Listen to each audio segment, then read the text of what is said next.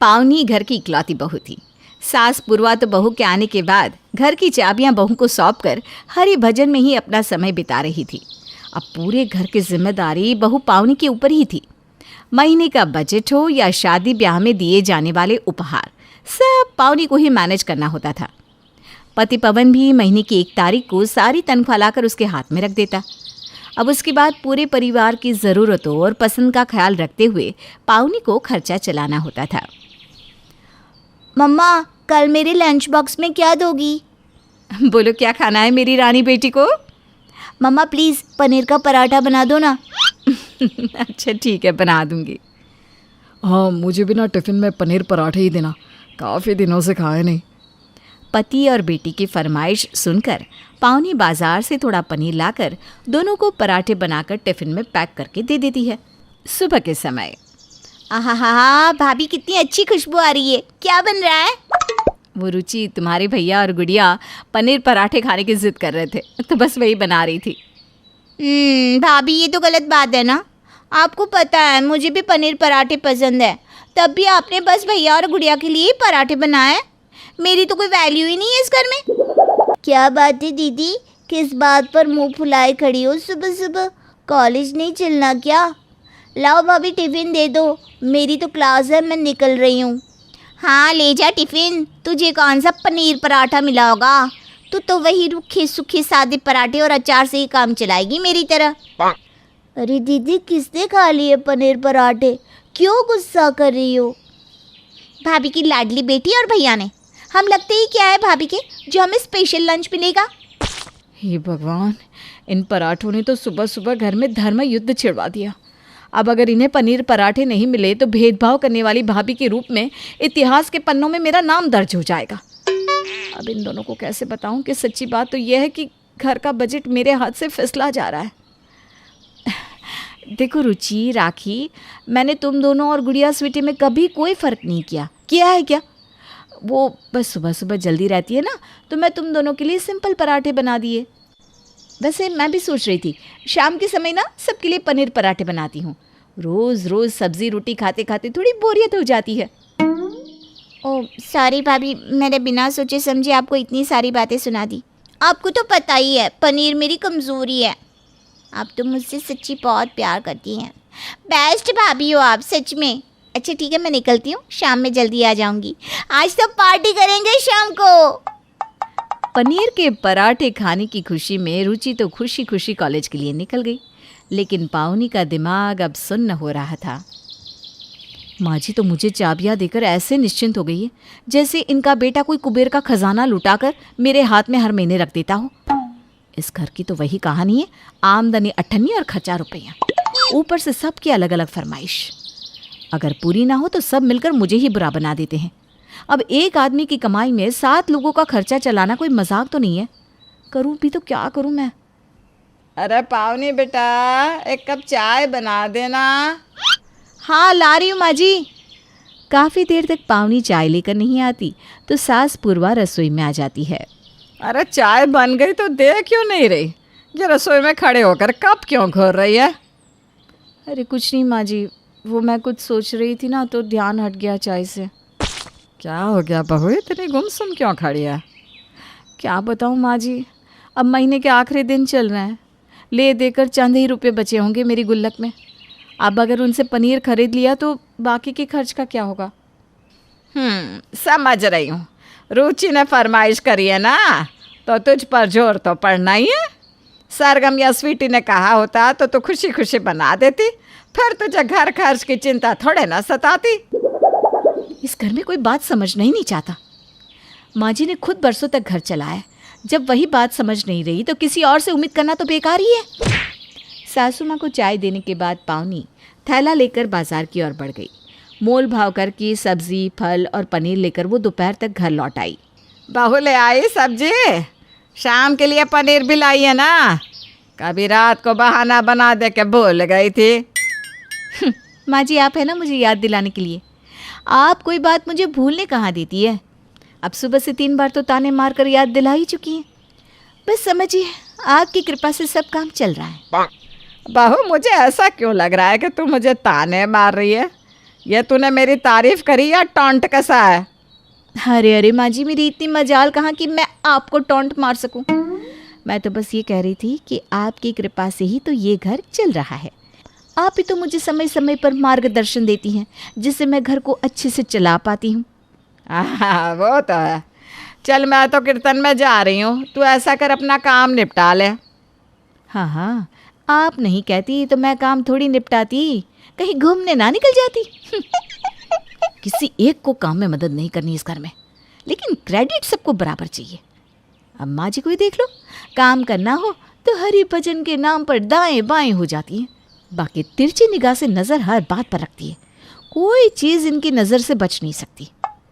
खैर, शाम हुई और पतिदेव के साथ साथ प्यारी प्यारी ननद रानी भी कॉलेज से वापस आ गई। रोज़ 9 बजे तक डाइनिंग टेबल पर नजर न आने वाले लोग आज 7:30 बजे से ही डाइनिंग टेबल पर बैठकर भूख लगी है कहकर शोर मचा रहे थे। वजह तो आप समझ ही गए होंगे। जी हाँ, जब रसोई में गर्मा गर्म पनीर पराठों की खुशबू आ रही हो तो कोई कैसे खुद पर काबू कर सकता है। एक के बाद एक गर्मा गर्म पराठे आते जा रहे थे और सब लोग चटकारे ले लेकर साफ करते जा रहे थे। अरे यार पावनी, थोड़ा अच्छे से भरकर बनाओ ना, पराठे खाली खाली लग रहे हैं, स्वाद नहीं आ रहा। पति की बात सुनकर पावनी ने पनीर की ओर देखा और अपना सर पकड़ लिया। यहाँ मैं ये चिंता में हूँ कि इतने पनीर में सबको पूरा कैसे पड़ेगा, और एक ये पतिदेव है जो और पनीर भरवाने की डिमांड कर रहे हैं। क्या करूँ अब? आइडिया, ऐसा करती हूँ, प्याज और बंद गोभी को बारीक चॉप करके पनीर में मिला देती हूँ। थोड़ी स्टफिंग भी बढ़ जाएगी और कम पनीर में काम चल जाएगा। दिमाग में आइडिया आते ही पावनी फटाफट चॉपर में बंद गोभी और प्याज डालकर बारीक चॉप कर लेती है और पनीर में मिला लेती है। पवन के कहे अनुसार अब वो खूब सारी स्टफिंग डालकर करारे पराठे सेंक कर डाइनिंग टेबल पर पहुंचाने लगती है। पावनी ने सब्जियां मिला तो दी थी, लेकिन उसके मन में डर भी था कि कहीं उसकी चालाकी पकड़ी ना जाए। लेकिन ये क्या, सब्जी वाले पराठे तो सब उंगलियां चाट कर खाने लगे। बहू, आज कौन से शेफ की रसोई देख ली तूने जो इतने बढ़िया पराठे बनाए? मज़ा ही आ गया। हाँ भाभी, सच में आज तो मज़ा ही आ गया। सच्ची पेट तो भर गया लेकिन मन नहीं भरा। पावनी, लगता है सुबह तुमने बेमन से पराठे बना कर दिए थे। ऐसा क्यों कह रहे हैं? मैं तो हमेशा मन से ही बनाती हूँ सब कुछ। नहीं, सुबह वाले पराठों में वो बात नहीं थी जो अब वाले में है। अरे नहीं, ऐसी कोई बात नहीं है, बस मैंने थोड़ा अलग तरीके से बनाया है। चलो, आप सबको पसंद आ गए तो मैं ऐसे ही बनाया करूँगी। पावनी का फॉर्मूला हिट हो गया था। अब तो पावनी खुद ही खुशी खुशी सप्ताह में एक दिन सबके लिए पनीर के पराठे बनाने लगी थी, क्योंकि अब पनीर पराठों से पावनी का बजट बिगड़ता नहीं था। ये कहानी शुरू होती है एक छोटे से शहर जबलपुर से, जहाँ सुमन अपने ससुराल वालों के साथ रहती थी। ससुराल क्या कह लीजिए, एक जेल ही था। काटने को दौड़ती सास, सब देखकर भी चुप रहने वाला ससुर, और पति अपनी माँ के साथ मिलकर सुमन पर अत्याचार करता। सुमन के ससुराल की एक आम सुबह। अरे करम जली, कहाँ मुंह काला करवा रही है? इधर आ। जी माँ जी। ये चाय में इतनी चीनी जानबूझकर डाली है ना तूने, ताकि मैं डायबिटीज से मर जाऊं? अच्छा तरीका निकाला है। मुझे पता है माँ जी, आपको डायबिटीज़ है, मैं क्यों चीनी वाली चाय दूंगी। लगता है ससुर जी आपकी चाय लेकर चले गए और अपनी छोड़ गए। तभी आंगन से आवाज आती है। अरे, चाय में चीनी भरी पड़ी हुई है। देखा माँ जी, मैं सही थी। तो फिर भी इतनी चीनी अपने मायके से पैसे लाई थी क्या? मेरा संतोष कमाता है तो क्या उड़ा देगी पैसे? दिन ने खराब कर दिया। अब जा संतोष का टिफिन तैयार कर। सुमन अपने पति के लिए खाना तैयार करने रसोई में जाती है और तरह तरह के पकवान बनाती है। खाने की सुगंध सूंघकर संतोष से रहा नहीं जाता। अरे वाह, सुगंध तो बहुत अच्छी आ रही है। खिलाओ खिलाओ, क्या बनाया है सुमन? सुमन खाना परोसती है। आह, क्या खाना बनाया है, आत्मा तृप्त हो गई। ये सुमन इतनी वाहवाही लूट कैसे सकती है? अभी मार खिलवाती हूँ इसे। प्रमिला रसोई घर में जाकर सब्जी में ढेर सारा नमक मिला देती है। इतना नमक वाली सब्जी खाकर संतोष गुस्से में आग बबूला हो जाता है और एक तमाचा सुमन के चेहरे पर जड़ देता है। अरे बीबी आई है कि कुलनासनी, जिंदगी खराब करके रख दिया है। शाम को जब मैं लौटूं तुम्हारा मुंह मुझे दिखना नहीं चाहिए। सुमन दिन भर रोती रहती है और अपना काम करती है। शाम के वक्त जब वो रोटी बनाने जाती है, प्रमिला उसका बेलन छिपा देती है। इनके आने का समय हो रहा है, पता नहीं बेलन कहाँ गया। एक काम करती हूँ, नया ही खरीद कर ले आती हूँ। सुमन बाजार में बेलन लेने निकल जाती है। रास्ते में उसकी नज़र एक बूढ़े बर्तन बेचने वाले पर पड़ती है। अरे बेटा, बेटा कुछ ले लो। सुबह से धूप में घूम रहा हूँ, कुछ भी बिका नहीं है। रात को भूखा सोना पड़ेगा बेटा, कुछ ले लो। आपके पास तो बस प्लेट और ग्लास है।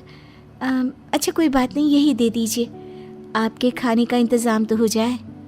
सुमन सामान लेकर आगे बढ़ती है कि वो बर्तन वाला उसे आवाज़ देकर कहता है, तुमने मेरा ख्याल किया, इसलिए मुझे भी तो तुम्हारा ख्याल रखना पड़ेगा ना। ये कहकर वो बूढ़ा आदमी अपने झोले से एक बेलन निकालता है। पलक झपकते ही वो बूढ़ा एक नौजवान युवक में बदल जाता है, जिसे देख सुमन हैरान रह जाती है। हे, अरे ये तो कुछ भी नहीं, ये बेलन तुम्हारी पूरी दुनिया को घुमा सकता है। अब लो इसे और जाओ अपने घर पर। सुमन उस आदमी के हाथ से बेलन लेकर जैसे ही पलटती है तो वो गायब हो जाता है। सुमन उस बेलन को घर ले आती है और खाना बनाना शुरू करती है।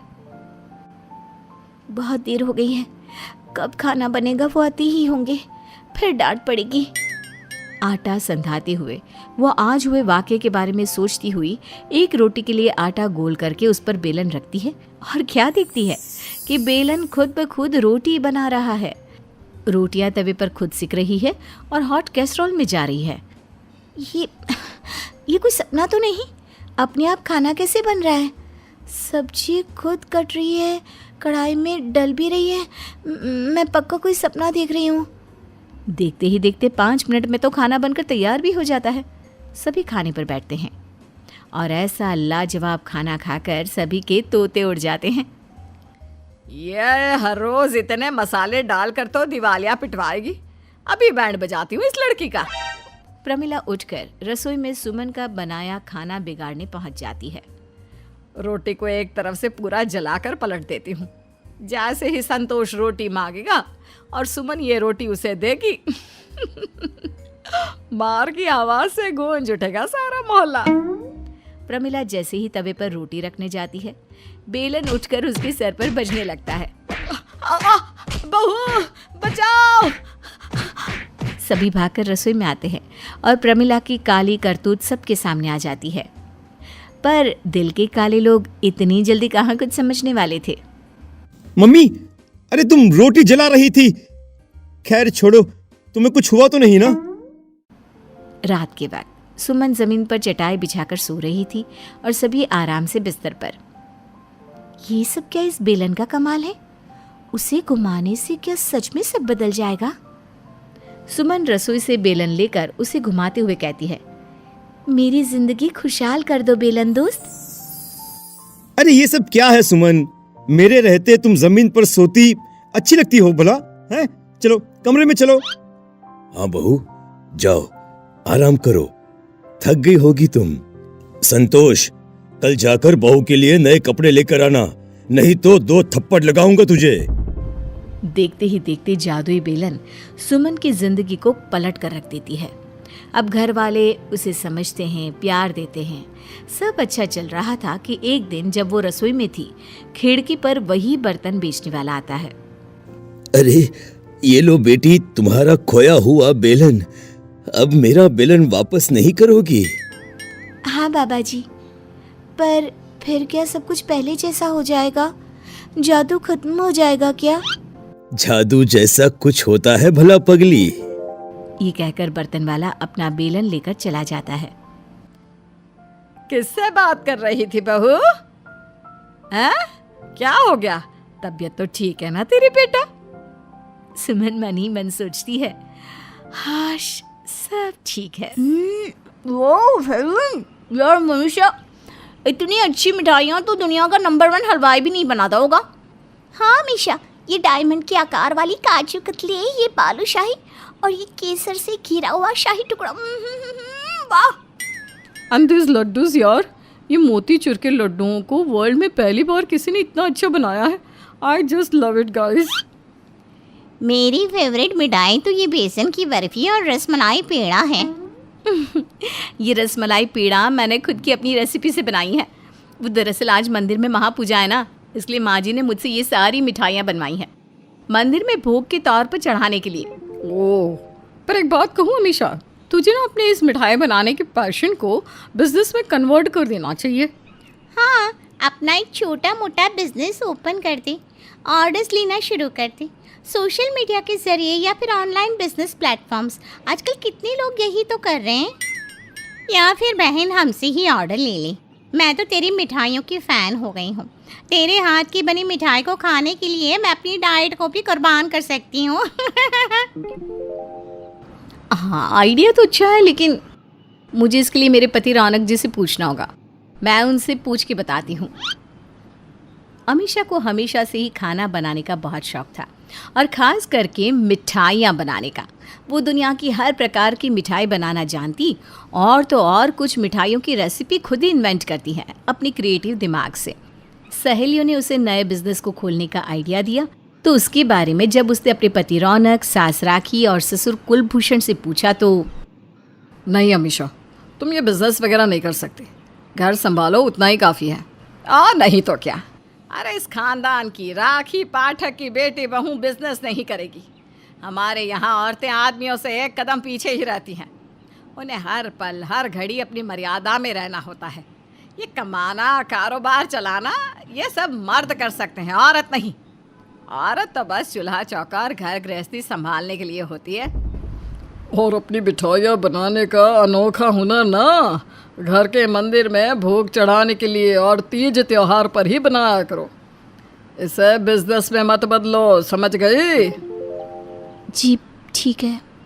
अमीशा का मन बहुत उदास हो जाता है। वो गर्दन नीचे झुकाए अपने कमरे में चली जाती है। उसके कठोर स्वभाव के ससुराल वाले उसकी मिठाई बनाकर बेचने के बिजनेस के खिलाफ हो जाते हैं। दिन गुजरते हैं और ऐसे ही एक रोज़ अमीशा की बेस्ट फ्रेंड गुंजन आती है। वो अमीशा से कहती है, अमीशा, मेरी बहन की शादी है 5 दिन बाद, और तुझसे बढ़िया और स्वादिष्ट मिठाइयाँ तो कोई और बना ही नहीं सकता। कोई तोड़ ही नहीं है। इसलिए मैं चाहती हूँ कि मेरी बहन की शादी की मिठाइयाँ तू ही बना दे। 25 डिब्बे मलाई बर्फ़ी और मावा बर्फ़ी। मैं तुझे पे भी करूँगी उसके लिए। आई एम सॉरी गुंजन, वो एक्चुअली मेरे पति और सास ससुर ने मुझे कोई भी ऑर्डर लेने से या बिजनेस चलाने से मना कर दिया है। वो लोग इस सब के खिलाफ है। यहाँ मेरे ससुराल में ये सब नहीं चलता। अरे यार अमीशा, ऐसा मत बोल प्लीज़। मुझे तेरे हाथों से ही शगुन की मिठाइयाँ बनवानी है। बाकी हलवा या मिष्ठान भंडार से मैं बनवा सकती हूँ, लेकिन तेरे हाथों में जो जादू है ना, वो कहीं नहीं। जो देसी घी और चीनी मुंह में जाते ही घुल जाते हैं ना, ओए होए होए होए, मज़ा आ जाता है।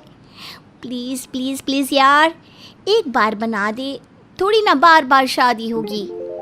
गुंजन अमीशा को बहुत मनाने की कोशिश करती है, और फिर मिठाई बनाने की शौकीन कलाकार अमीशा अपने आप को रोक नहीं पाती, और वो गुंजन की बहन की शादी की मिठाइयाँ बनाने के लिए राज़ी हो जाती है। हाँ तो कर दी मैंने गुंजन को, लेकिन अब मैं मिठाइयाँ कैसे बनाऊँगी? वही करना होगा मुझे। शाम में माँ जी और पापा जी दोनों भी मंदिर में भजन कीर्तन सुनने जाते हैं, और तभी रौनक जी भी घर पर नहीं होते। वो ऑफिस से सीधा 8 बजे आते हैं। उसी वक्त मैं मिठाइयाँ बना लूँगी। फिर अगले दिन जब शाम के वक्त रौनक ऑफिस में होता है, राखी और कुलभूषण मंदिर गए होते हैं, तभी अमीशा घर के सारे दरवाजे और खिड़कियाँ बंद कर देती है और सिर्फ एक छोटी सी खिड़की खुली रखती है ताकि हवा आ सके, और चुपके से वो फटाफट बर्फ़ी बनाना शुरू करती है। ऐसे ही धीरे धीरे एक के बाद एक कोई ना कोई उसे मिठाई बनवाने के लिए कहता, और उन्हें मना ना कर पाने पर अमीशा शाम में जब घर खाली होता है तभी मिठाई बनाती रहती, और इन छोटे छोटे ऑर्डर से थोड़े बहुत पैसे कमाने लग जाती है। एक दिन अमीशा शाम के वक्त रसोई में ऑर्डर की मिठाई बना रही थी, तब ये केसर, काजू, पिसा हुआ बादाम, पिस्ता और किशमिश और खोया, बस और कुछ नहीं लगेगा इस मिठाई के लिए। चलो पहले अब चाशनी बना लेती हूँ चीनी की, फिर उसके बाद इमरती बनाऊँगी। इमरती के 5 डब्बे बनाने हैं और नारियल की बर्फ़ी के 3। अमीशा अपने काम को निपटाने में लगी हुई होती है, तभी राखी और कुलभूषण घर पर आ रहे होते हैं। घर की बैल बजती है और अमीशा पूरी तरह डर जाती है। उसके हाथ कांपने लगते हैं और पसीने छूटने लगते हैं। हे माता रानी, अब क्या होगा? माँ जी और पापा जी आ गए। राखी लगातार घंटी बजाई जाती है, लेकिन अमीशा दरवाज़ा खोलने की हिम्मत ही नहीं जुटा पाती। राखी अपनी चाबी से दरवाज़ा खोलती है और देखती है कि अमीशा तो मिठाइयाँ बना रही है। हाय राम, ये मिठाइयाँ किस खुशी में बना रही है रे तू अमीशा बहू? तभी अचानक से दरवाजे पर अमीशा का ग्राहक आता है और कहता है, अमीशा जी, मेरी मिठाइयाँ बन गई। क्यों? इसका मतलब अमीशा बहू तुम हम सब से छुप कर अपना होममेड मिष्ठान भंडार चला रही हो। वाह! अमीशा के इस छोटे घरेलू कारोबार के बारे में घर पे पता चल जाता है और रात में रौनक आने पर वो अमीशा को खूब डांटता है। तुमसे मैंने और माँ पापा ने कहा था ना कि ऐसा कुछ मत करना। हमारे घर की बहुओं को और बीवियों को ये सब शोभा नहीं देता। तो क्यों मेरी और मेरे परिवार की इज्जत को मिट्टी में मिलाने के पीछे तुली हुई हो? हाँ, इसे अब लास्ट वार्निंग दे दे। आइंदा से अगर इसने मिठाई बेचने की कोशिश की तो इसे मैं सीधा इसके मायके भिजवा दूंगी। फिर वहाँ पर जाकर बन जाना धोती कुर्ता पहन के एक हलवाई और खोलना अपना मिष्ठान भंडार वहाँ। मिठाइयों को बनाकर बेचना सिर्फ एक आदमी कर सकता है, जिसे हलवाई कहते हैं, और उन्हें बनाकर सबको खिलाना और खुश रखना ये एक औरत का काम है। अंतर समझो। अमीशा मिठाइयों को बनाकर बेचना बंद कर देती है। अब वो चुप चुप रहने लगती है। दिन बीतते जाते हैं। रौनक का बिजनेस ठप होते जाता है। वो रोज़ उखड़ा उखड़ा सा मुँह लिए घर लौटता है, थका हारा और उदास। वो अपनी दुविधा घर में सबको बताता है। समझ में नहीं आ रहा क्या होगा अब। बिजनेस डूबते ही जा रहा है। प्रॉफिट तो कुछ हो ही नहीं रहा, सिर्फ लॉस ही लॉस हुआ जा रहा है। मुझे कुछ पैसों की बहुत ज़्यादा ज़रूरत है इस वक्त अपने बिज़नेस को बचाने के लिए। अगर मैंने अभी अपने बिज़नेस को नहीं बचाया ना तो वो पूरी तरह बर्बाद हो जाएगा और हम कहीं के नहीं रहेंगे। मेरे पास तो जितने पैसे थे सब खत्म हो गया है बेटा, तुझे तो पता ही है। हे भगवान, अब क्या होगा? तभी अचानक से अमीशा आती है और वो रौनक के हाथ में पैसे रखती है। ये देखकर तीनों हैरान और आश्चर्यचकित रह जाते हैं। अमीशा, ये पैसे कैसे? मैं वो छोटे छोटे ऑर्डर्स लेकर चुपके से मिठाइयाँ बनाया करती थी ना, उन्हीं के पैसे हैं ये। बहुत ज़्यादा तो नहीं है, लेकिन इतने कम भी नहीं है। बहुत मेहनत की थी, चुपके से ही सही, आप लोगों से छुपा कर ही सही। लेकिन अब आप कुछ मत सोचिए और अपना बिजनेस बचाइए। धन्यवाद बेटा, हम सब गलत थे जो तेरे कारोबार के खिलाफ थे। आज जब मुसीबत आई हम पर तब जाना कि क्या औरत क्या मर्द। पैसे तो हर कोई कमा सकता है, पैसे कमाना हर किसी का हक है, फिर चाहे वो बहू हो या बेटी। हाँ राखी, एकदम सही बात कही। माफ़ कर दे अमीशा बहू, भूल हो गई हमसे। रौनक उन पैसों से अपना बिजनेस बचा लेता है और इसके बाद उसके बिजनेस की दुगनी तरक्की होती है। वो घर लौटता है और तभी अमीशा उसे मिठाई खिलाती है। कांग्रेचुलेशंस। बधाई हो बेटा। बधाई हो मेरे शेर। Thank you. लेकिन ये सब मुमकिन हो पाया है, सब फिर से ठीक हो पाया है तो सिर्फ और सिर्फ मेरी बीवी की मिठाई के कारण। I am proud of you बीवी जी। अमीशा अपना मिठाई बिजनेस शुरू करती है और खूब तरक्की पाती है।